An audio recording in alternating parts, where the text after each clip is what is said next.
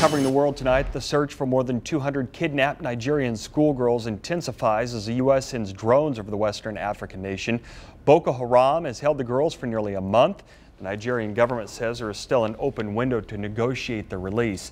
This year alone, Boko Haram has killed more than 1,500 people in bombings, massacres, and kidnappings. For a McPherson couple, the situation in Nigeria hits close to home. They used to teach in Chibok, the same school where the kidnapping happened. New at 5, they tell CA New Yorker they're sorry to see this in a place that they once called home. The story you'll see only on Eyewitness News. The Nears lived in Chibok and even raised their family in the village where they worked as missionaries. The couple tells me the school is so rooted in that community, they believe some of those kidnapped girls are the granddaughters and possibly great-granddaughters of some of the students they taught back in the 50s and 60s. Although they are not physically in Chibok, their minds and hearts are with those girls. They have made Chibok famous in a bad way, but that's what has happened.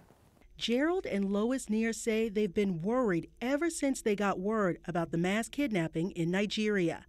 Well, I think until you've actually lived that experience, you just can't quite understand it. We can talk about it and we can show pictures, but you have to live it to really understand. The Nears taught in Chibok in the late 50s and 60s, missionaries with the Church of the Brethren. They say they love their work so much they raised a family there for more than 4 years. This is our older son, Rodney, and this is Karen. The couple says they remember Chibok as a remote village where Christians and Muslims live peacefully together. They tell me the terrorist group Boko Haram has changed things, making people fearful. But that's not the way Muslims really are. They're peace-loving and they're friendly, and it's just not like that. This isn't a representative of the true Islamic faith. They worry about those girls and how their kidnappings will affect their families. There, the family is the main unit, and if you take one of those people out of the family, well, that's sad.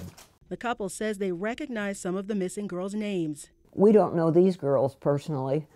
We probably knew their grandparents. I'd be sure we knew their grandparents or else their great-grandparents, and we were close to that generation. The Nears say even though they are thousands of miles away here in Kansas, they are sending prayers back to their old home. They may have been raised in a different culture, speak a different language, but we're all one, really.